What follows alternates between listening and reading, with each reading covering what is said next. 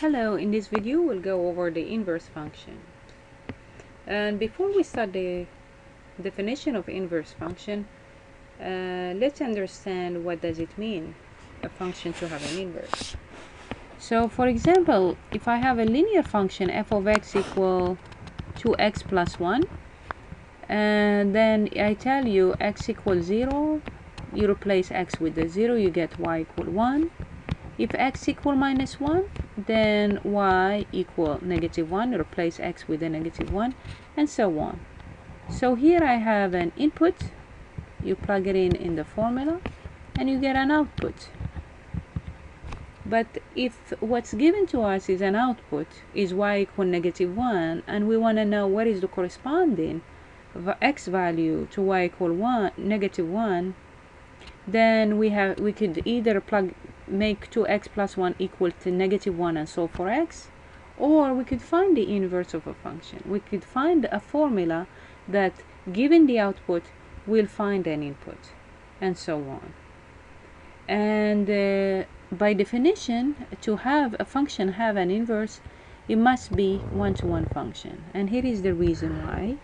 Here I'm going to bring an example we've seen before, which is a function f of x equal x squared, parabola. As you see, if x is 1, y is 1. If x is negative 1, y also is 1. So now the input is x equal 1. We get y equal 1. And if x is negative 1, we get y equal 1 as well. So if what's given to us is an output, which is y equal 1, and what we need to know what's the corresponding value for y equal 1, what's the x corresponding value to y equal 1, then it will be hard to determine is it 1 or a negative 1, because both y equal 1 will have values either x1 or negative 1. And therefore, to find a formula or an inverse for a function, it must be one-to-one, so we don't run into this scenario where one y value will have two x values. So a function must be one-to-one in order to find the inverse for that function.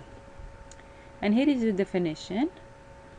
So the inverse of the function f, we write it as f to the negative 1, is used to denote the inverse of f. If a function has an inverse function g, we write it as g, which is f to the negative 1.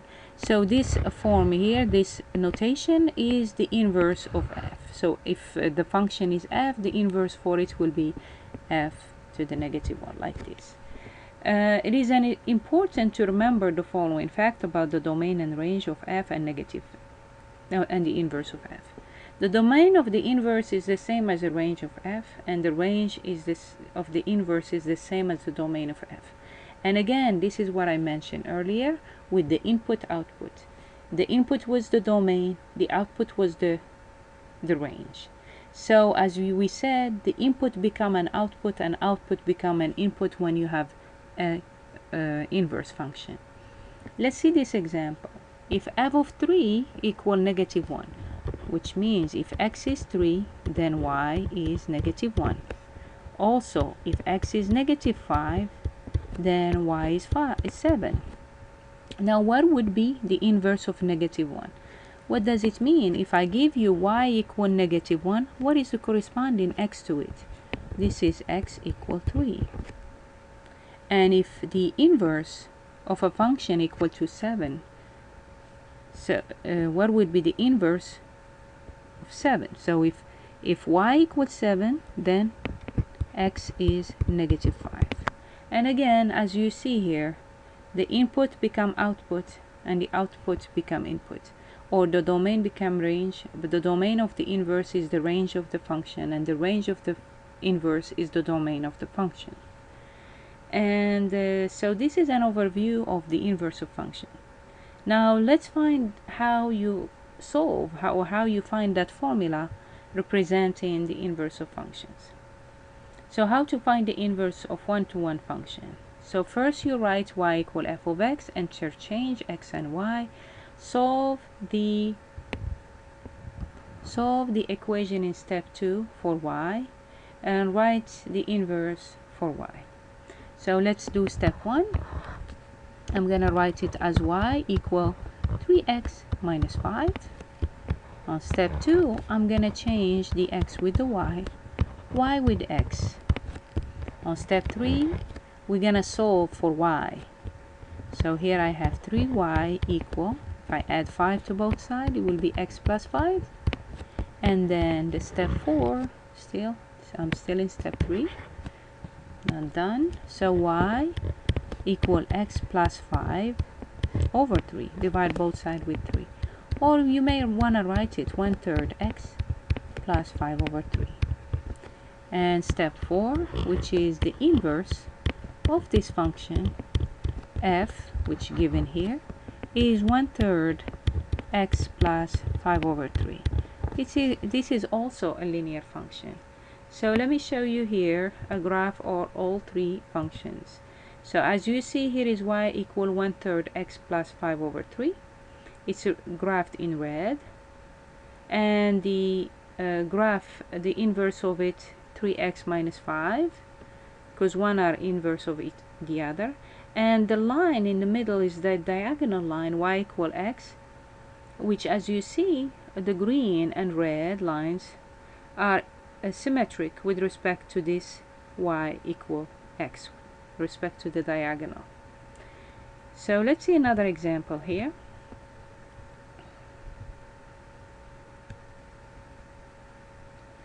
So we're going to see another function. It's quadratic.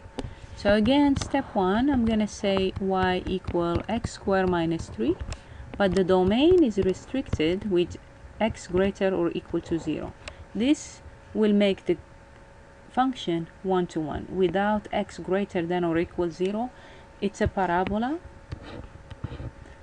-3, looking like this. This is not a 1-to-1 function. So what we did is we restricted that the value for x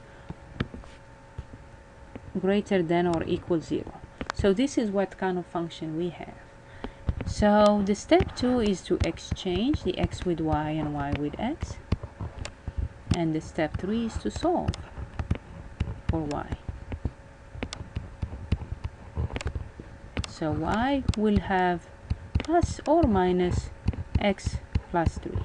But since we said the x is greater than 0 and the x or the domain is the range of the inverse, it is positive only, positive, greater than or equal to 0 basically. So right here, instead of plus or a minus, we're going to choose just the plus because we know y is only the plus. And so the step 4 will be the writing the inverse function, x plus 3.